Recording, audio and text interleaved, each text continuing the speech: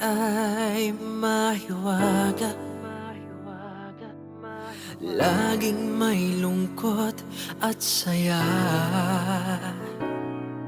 Sa Papa Dudut Stories, laging may karamay ka.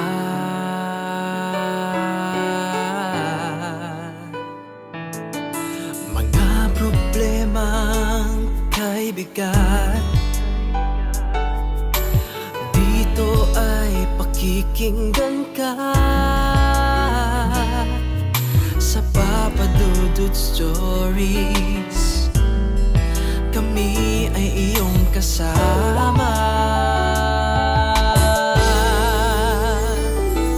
Dito sa Papa Dudut Stories, ikaw ay hindi nag-iisa.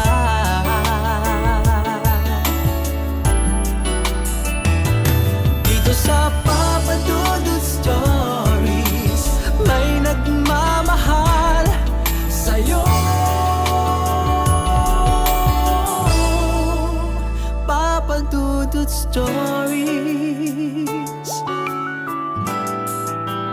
Papa Dudut Stories,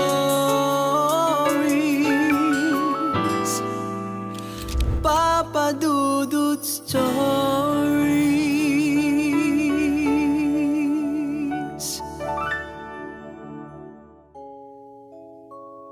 May mga lugar na inaakala mo na makapagbibigay sa iyo ng kapayapaan at katahimikan.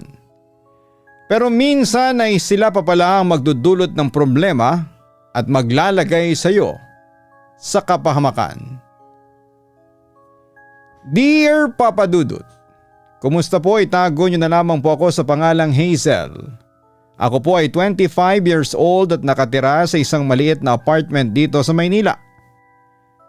Mag-isa na po akong namumuhay mula noong ako ay 21 years old at sugal po para sa akin ang pagpunta rito dahil sa Antipolo po talaga ang pamilya ko. Ang sabi po ng tita ko noon ay pag-aaralin niya raw ako sa kolehiyo dito sa Maynila, pero niloko niya ako.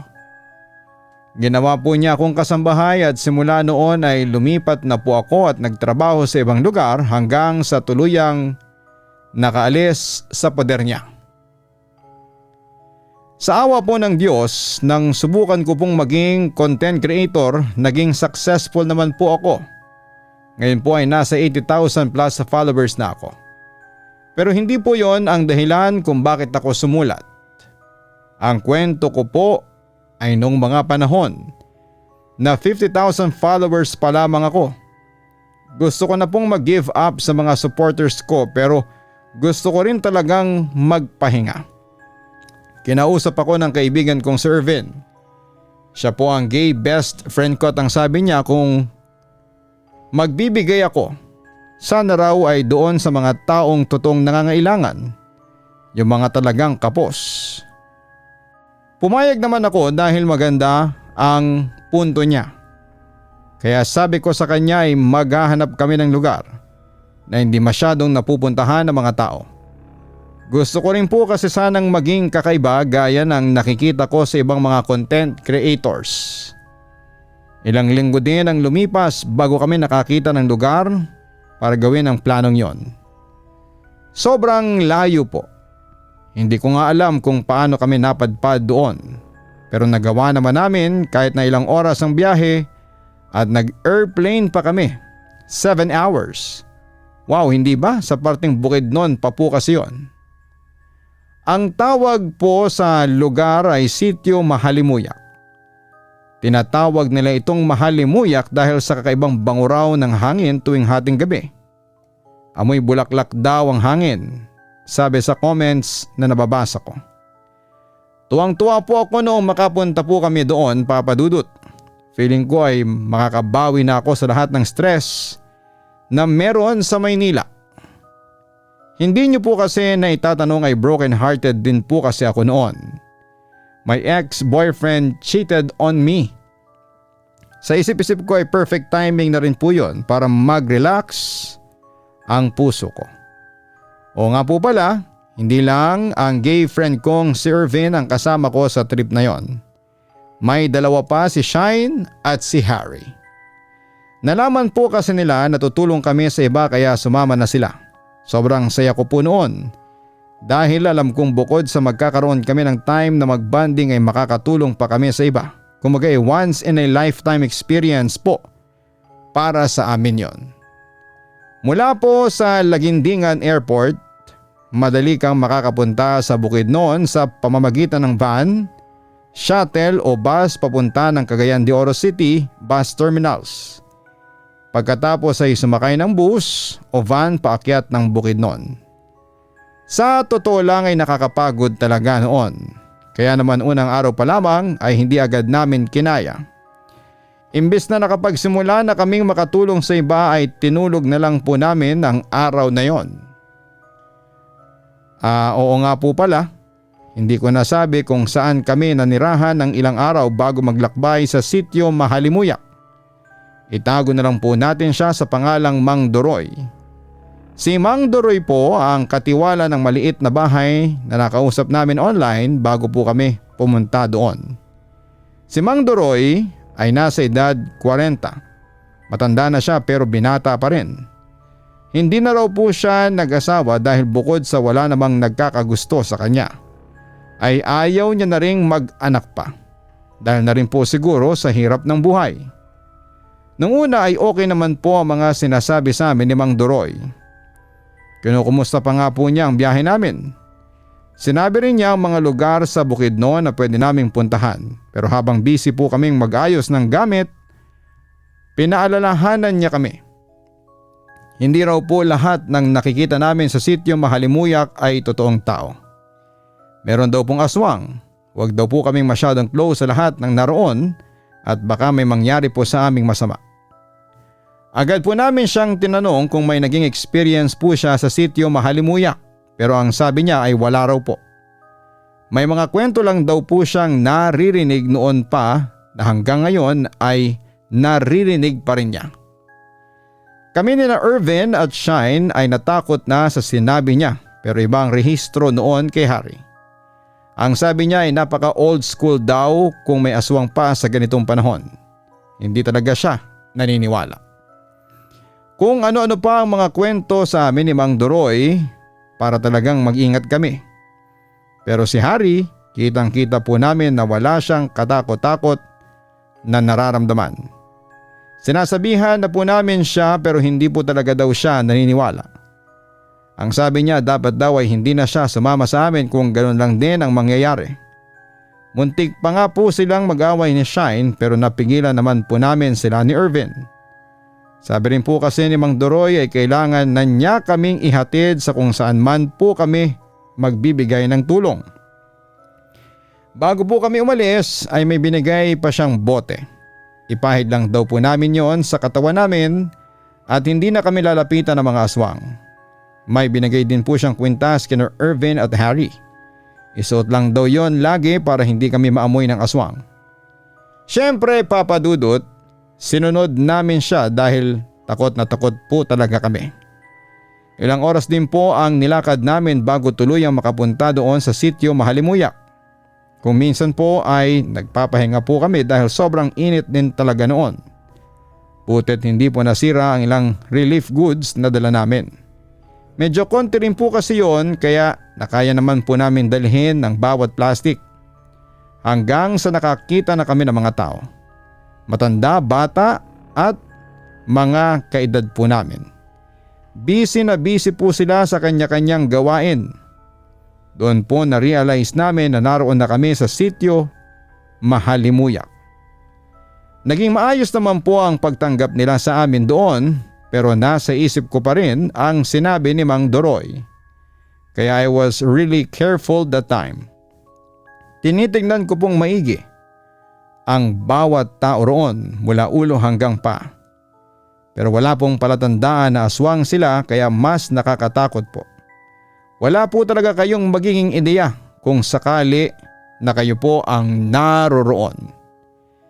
Binilin po kami ni Mang Doroy sa tiyahin niya sa sitio Mahalimuyak. Huwag daw po kaming mag-alala dahil hindi naman daw aswang ang tiyahin niya, si Aling Edna. Si Aling Edna po ay nasa 70 plus years old na. Sa edad niya po na yon ay medyo malakas pa po ang pangangatawan niya. Malinaw din po ang pagsasalita, hindi katulad ng ibang nasa edad niya na halos bedridden na.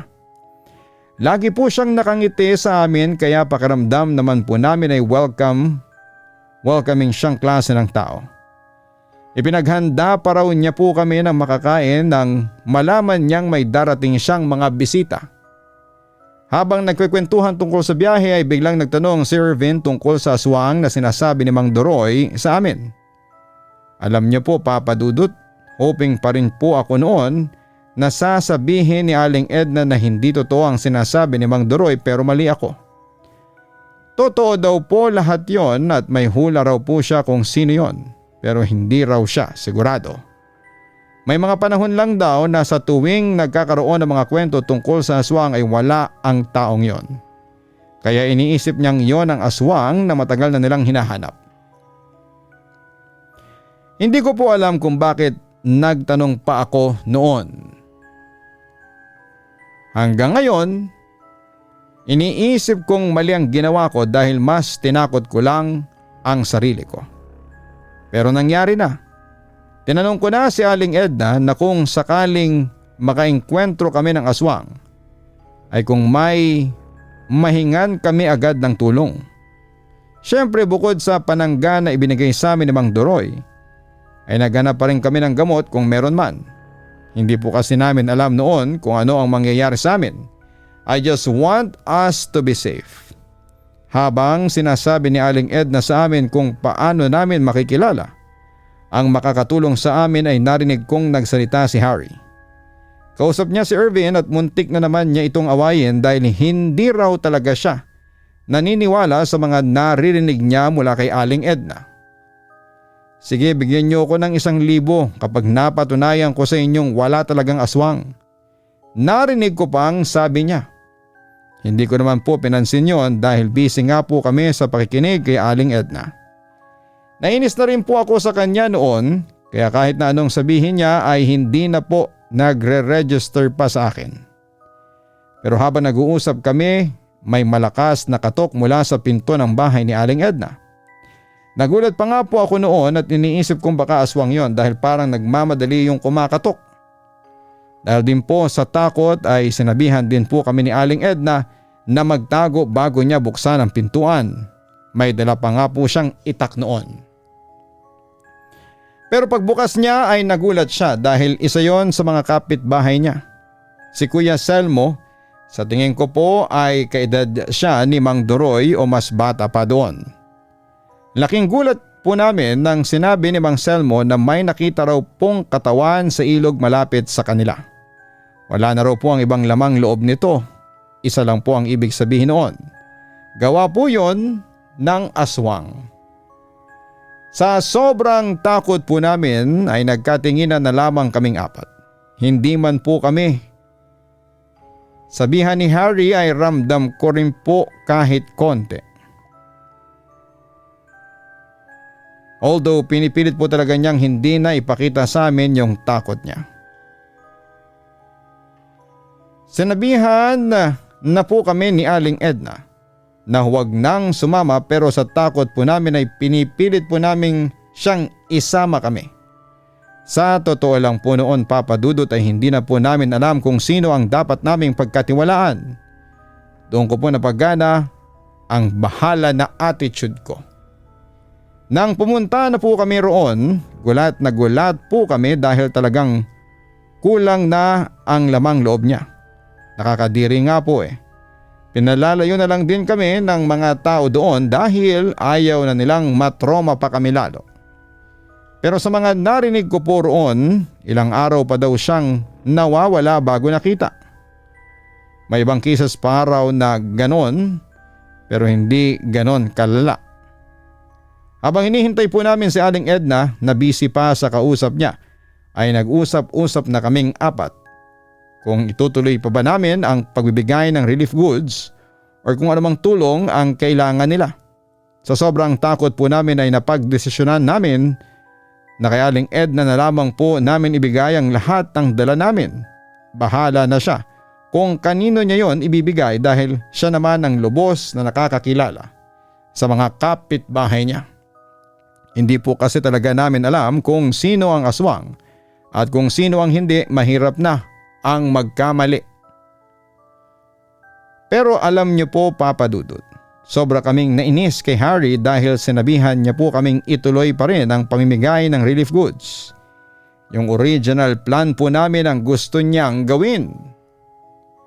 Pero hindi po kami pumayag dahil ang iniisip po namin noon ay ang mga sarili namin.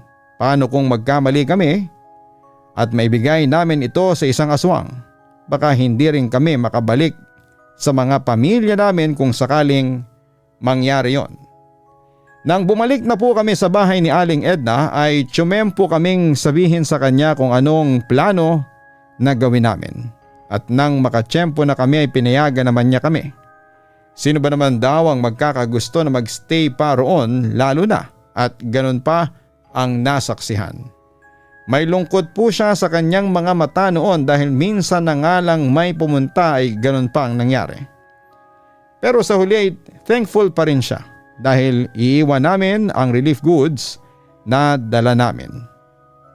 Makakatulong daw po yon para sa mga tao doon sa sitio, Papa Dudut. Masaya na po ako noon dahil kahit ganun po ang naging experience namin sa lugar na yon, ay nagawa ko pa rin ang purpose ng pagpunta namin doon. Yon ay ang tumulong. Hindi nga lang katulad ng ini-imagine ko na pagtulong, pero ang importante sa akin noon ay may bibigay ko pa rin sa kanila kung ano ang mga kailangan nila. Ang buong akala ko po noon ay uuwi na kami kaagad, pero biglang nagsabi si Aling Edna na bukas na lamang po kaming umuwi dahil gagabihin daw kami sa daanan kung ipipilit pa namin na sa ganong oras po kami umuwi. Takot man kami ay wala na kaming nagawa pa. May maliit lang po na kwarto na binigay si Aling Edna sa amin. Hindi ko nga po alam noon kung kakasya kami o hindi. Sobrang liit po kasi talaga. Tinanong na ako ni Shai noon kung ano ang gagawin namin, pero wala rin po akong nasabi sa kanya.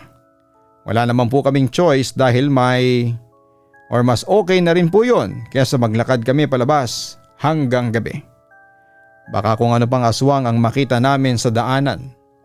Maayos naman po kaming pinakain ni Aling Edna nang sumapit na ang gabi. Hindi man kami sanay sa pagkain na hinanda niya ay kinain pa rin po namin yon. Sa pagkakataon po kasi na yon ay hindi na dapat maging maarte pa. Buti na lang po at naturuan ako sa amin na kung ano ang nandyan, yon ang dapat na kainin. Pero iba po ang naging sitwasyon ni Shine. Kahit na ilang beses po niyang sinubukang tikman ng ulam na niluto ni Aling Edna ay hindi niya yon kayang kainin. Ang arte mo naman, rinig kong sabi pa ni Harry. Pagkatapos po noon ay kinain niya kung ano yung natira ni Shine dahil gutom na daw po siya. Hindi ko na lang po pinansin ang ingay sa paligid ko dahil maski ako ay gutom na rin. Kinagabihan, sinabihan po kami ni Aling Edna na magpahinga na dahil maaga pa raw po kami kinabukasan. Sinunod naman po namin yon dahil bukod sa pagod po kami sa stress noong araw na yon, ay gusto rin po talaga naming mapaaga ang alis namin sa sitio Mahalimuyak. Pero nagising po ako ng madaling araw noon. Wala po akong orasan dahil low battery na po ang cellphone ko, kaya sa tingin ko po ay bandang 3:00 pa lamang yon ng madaling araw. May sumisigaw po sa labas ng bahay ni Aling Edna. Boses po yon ng isang lalaki, medyo malayo na ang boses niya pero rinig na rinig pa rin po kaya nagising ako. Agad ko pong ginising si Irvin at si Shine noon. Nang hindi ko po nakita si Harry sa loob ng kwarto ay doon na po ako nagkaroon ng takot. Alam ko pong hindi imposible na si Harry po ang narinig kong sumisigaw. Ni hindi ko na nga po nagising si Aling Edna noon dahil sa sobrang pagmamadali ko. Paulit-ulit na po kasi talaga ang paghingi niya ng tulong sa amin. Naglakad pa po kaming tatlo, hinahanap po talaga naming maigi kung saan ang gagaling ang boses. Umabot na nga po sa pagkakataon na nasa may gubat na po kami dahil doon po namin yon banda naririnig. Laking gulat na lang po namin nang makita namin si Harry na hawak-hawak ng isang aswang sa hindi kalayuan. Mabuhok po yung aswang, may matitilos na ngipin at kuko. Nakakatakot po talagang itsura niya, Papa Dudut. Promise, never in my life na nakita kong umiyak si Harry sa harapan namin. Noon lang, todo ang paghingi niya ng tulong at sorry sa amin dahil hindi raw siya naniniwala na may aswang. Awang-awa na po kami sa kanya noon pero wala kaming magawa. Opo, may sapat na panangga kami para sa mga sarili namin pero hindi naman yon makakatulong para tulungan namin si Harry kaya hirap na hirap po kami noon. Pakiramdam ko po noon ay nasa isang palabas ako sa TV o di naman kaya ay nasa malaki at nakakatakot na panaginip ako dahil wala talaga akong ideya sa kung paano ko matutulungan ang kaibigan namin. Hanggang sa nakita na lang po namin si Mang Doroy. Papalapit siya sa amin kaya medyo nagkaroon kami ng pag-asa noon. Ang buong akala ko ay siya lang ang tutulong sa amin pero laking gulat ko po na may mga kasama siya. Siya pala ang sinabi ni Aling Edna sa amin na pwede naming mahinga ng tulong kung sakali na dumating kami sa ganitong point. Kahit papano, kahit saglit ay nakaramdam po kami ng saya dahil may pag-asa na makaalis kami sa ganong sitwasyon. Siya po raw si Mang Densyo, kaibigan ni Mang Turoy. Siya po ang may alam sa pakikipaglaban sa mga aswang. May dala siyang kung ano-anong panangga na makakatulong sa amin na kalabanin ang mga aswang. Pero ang pinaka ginamit niya ay ang bayonet niya. Para siyang isang panghiwa na ginagamit sa mga karne. Hanga na hanga po ako kay Mang Densyo dahil hindi siya natakot na lapitan yung aswang at kalabanin ito. Hindi ko po alam kung ilang beses akong sumisigaw dahil sa takot ko sa aswang. Kitang-kita ko po kasi na ayaw niya talagang bitawan si Harry. Akala ko nga po ay kakainin niya ang kaibigan ko pero napansin kong amoy niya lamang. Buti na lang po ay may kung anong dasal daw ang bayonet na yon. Kaya nagamit ito roon sa aswang. Nang matapyas po ang parte ng katawan ng aswang ay bigla na lamang po itong nasunog. Kasabay din po noon ang pagkasunog ng aswang na nakahawak sa may likod ni Harry. Para po talaga akong nanonood ng movie that time dahil ang surreal po ng lahat. Sigaw po kami ng sigaw, yung parang nasa isang horror movie kaming tatlo. Natatakot po kasi kami noon dahil baka sa amin naman pumunta yung aswang. Pero sinabi naman po ni Mang Doroy na hindi yon mangyayari. Hanggat suot po namin yung binigay niya pong pananggalang sa amin. Nang makawala na si Harry ay tumakbo siya sa aming tatlo. Para siyang bata na matagal nang nawawala dahil sa sobrang pag-iyak niya. Agad namin siyang niyakap nang nanginginig na po talaga siya sa takot noon. Pinasok na po namin siya sa bahay ni Aling Edna. Nasa mga oras na yon ay gising na gising dahil sa ingay namin. Alalang-alala po siya sa amin noon dahil ang buong akala niya ay nilapa na kami ng aswang. Kung ano-anong pang pakalma na nga ang binigay kay Harry noon. Siguro ilagpas isang oras din bago siya tuluyang kumalma. Well, hindi ko naman po kasi siya masisisi dahil kakaiba po talagang nangyari sa kanya. May punto pa nga kung saan ay nagugulat pa siya sa tuwing hinahawakan siya ni na Shine at Irvin. Sa totoo lamang ay naawa talaga ako sa kanya. Noong kumalma na siya, agad naming tinanong kung ano nga ba talaga ang mga nangyari. Kung bakit umabot sa ganong sitwasyon ang lahat. Maganda siyang babae nung una. Nagulat na lang ako nang ganon na ang itsura niya kalaunan. Yon ang sagot ni Harry sa amin. Lumabas daw po siya ng bahay noon dahil gusto niyang patunayan sa amin na walang aswang sa lugar na yon. Nagawa-gawa lang ng mga tao doon ang kwento. Alam niyo po Papa Dudut, kitang-kita ko po sa mukha ni Harry na talagang nagsisisi na siya sa lahat ng mga naging attitude niya during that trip. Hindi man siya magsalita ay ramdam at kita ko yon sa mga mata niya. Naiyak na lang din kaming tatlo sa sinapit niya. Yakap-yakap siya ni Shine noon dahil hindi talaga sila makamove on sa mga nangyari. Simula po ng oras na yon ay hindi na kami nakatulog. Agad na po naming nilinis sa mga sarili namin at yung mga gamit po namin. Alam namin na hindi na kami pwedeng magtagal pa sa sitio Mahalimuyak. Alalang-alala rin po sa amin noon si Aling Edna kaya hinayaan na po niya kami sa gusto namin. Nalulungkot daw siya dahil alam niya raw na kahit kailan ay hindi na kami babalik doon. Mga alas 7 po ng umaga tinulungan na po kami ng mga taga doon na makaalis. Kahit ilang oras ang kanilang lalakarin ay payag silang ihatid kaming 4. Gusto raw kasi nilang malaman na safe ang pag-uwi namin sa amin. Siyempre kasama pa rin po namin doon si Mang Duroy dahil siya po talaga ang tumulong sa amin para makapasok kami doon. Habang nasa biyahe kami ay hingi talaga siya ng hingi ng tawad dahil grabe ang na-experience namin doon. Hindi naman po namin siya sinisi dahil alam namin na hindi niya yon kasalanan. Kami ang pumunta doon kaya kung ano man ang naranasan namin dahil yon sa mga desisyon namin. Kung pwede ko nga lang i-vlog ang mga nangyari ay gagawin ko pero mukhang walang naniniwala sa akin dahil kakaibang naging experience namin doon. Tipong akalain mo na sulat lamang yon sa mga libro at hindi totoo. Kaya natakot din talaga akong sabihin yon sa pamilya ko at sa totoo po niyan ay hindi po nila alam ang nangyari sa akin. Sinadya ko po talagang hindi sabihin dahil feeling ko ay matatakot na sila at hindi nila ako hahayaan na lumakad mag-isa sa mga gala ko.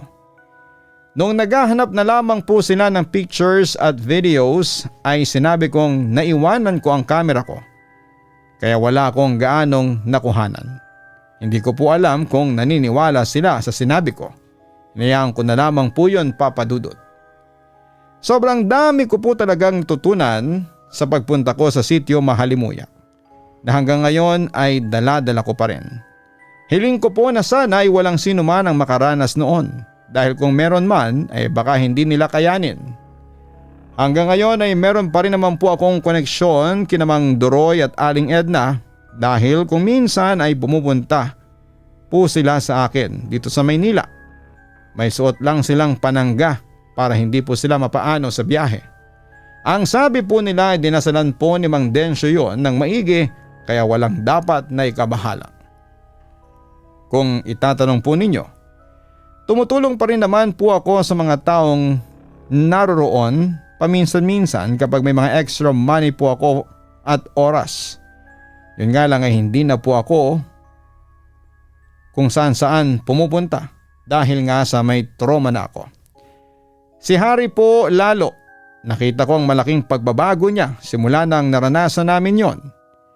Naging mas close at friendly na siya sa amin, hindi yung parang alam na niya ang lahat at sugod ng sugod kahit saan.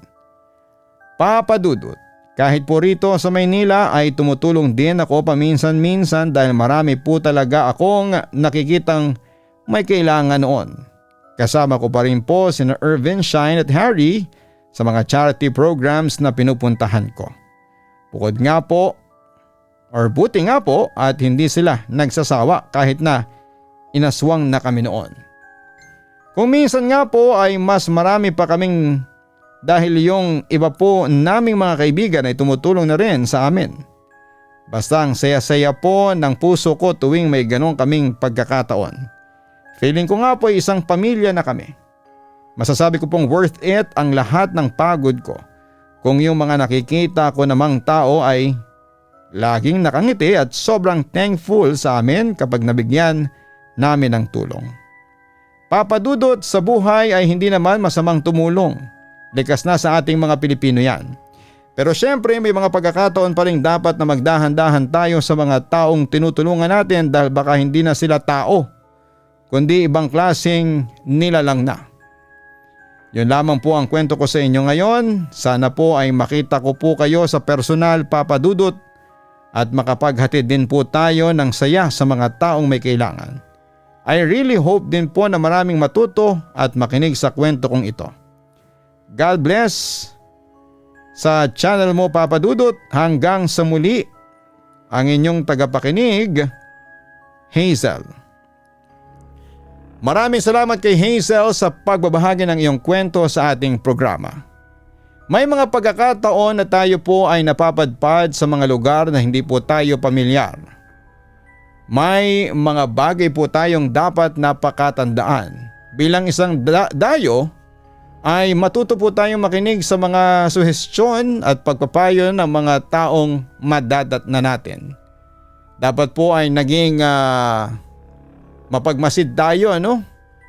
Maging mapagmasid itong mga kaibigan ni Hazel doon sa advice ng mga taga-sityo Mahalimuyak kung ano ang mga dapat nilang pag-ingatan. Well, lagi naman pong nasa dulo ang pagsisisi, hindi po yan nauuna, no? Kaya ito po ay sanang magsilbing aral po sa lahat ng ating mga tagapakinig na tayo po ay maging maingat sa bawat galaw na ating pong gagawin, lalong-lalo na sa mga lugar na tayo po ay unfamiliar.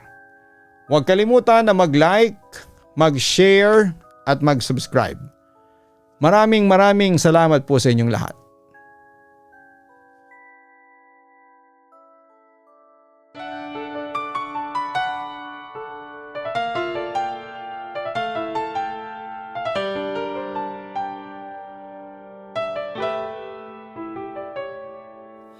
Ang buhay ay mahiwaga,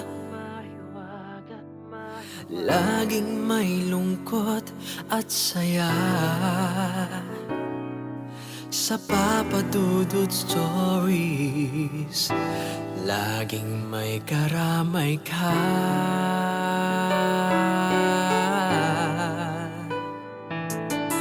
Mga problemang kay bigat, dito ay pakikinggan ka. Sa Papa Dudut Stories, kami ay iyong kasama. Dito sa Papa Dudut Stories, ikaw ay hindi nag-iisa.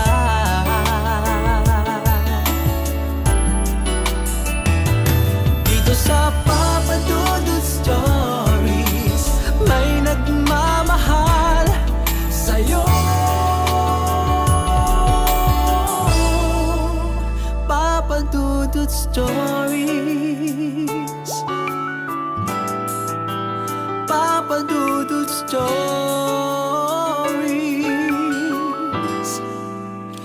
Papa Dudut Stories.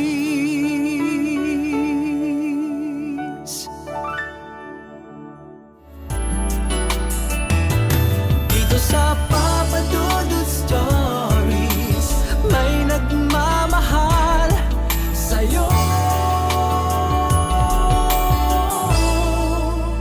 Papa Dudut Stories, Papa Dudut Stories. Hello mga ka-online, si Papa Dudut po ito. Nag-enjoy ka ba sa ating kwento ngayong araw? Huwag kalimutan na i-share, mag-like at mag-subscribe. Maraming salamat po.